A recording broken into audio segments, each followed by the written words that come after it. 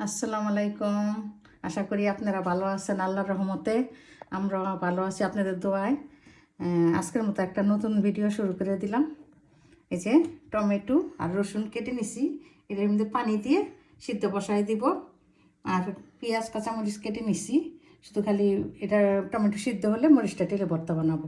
দেখতে থাকেন, আমার সাথে থাকেন। ভিডিও ভালো লাগলে সাবস্ক্রাইব, লাইক, শেয়ার, কমেন্ট করবেন, বেশি বেশি শেয়ার করবেন, বেশি বেশি কমেন্ট করবেন। আপনাদের কমেন্ট পড়তে অনেক ভালো লাগে। দেখতে থাকেন, সাথে থাকেন। এই যে পানি দিয়ে দিছি, এই যে সামান্য পরিমাণ পানি দিছি। এই পানিতে সিদ্ধ হয়ে যাবে রসুন আর টমেটো।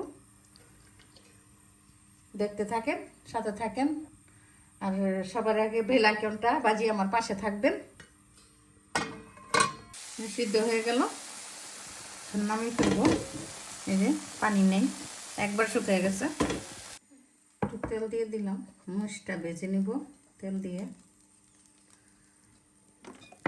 শুকনো মরিচটা দিয়ে দিলাম, একটু ভেজে নেব। এই যে শুকনো মরিচ ভেজে নিচ্ছি।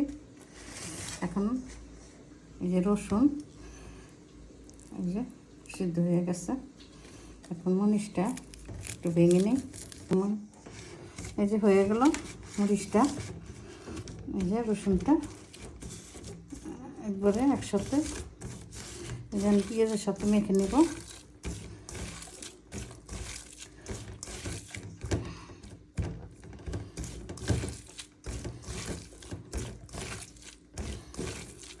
ধনিয়া পাতাটা দিয়ে দিব। কার কার খেতে মন চাচ্ছে এসে পড়ো। হয়ে গেল মাখানো। যারা যারা এখনো আমার সাবস্ক্রাইব করো নাই, ভাই বোনেরা, মা খালা মনিরা, প্লিজ সাবস্ক্রাইব করে দিও। এই যে টমেটোটা মাখানো হয়ে গেছে, আমি পেঁয়াজের সাথে একসাথে মিক্স করে দিলাম।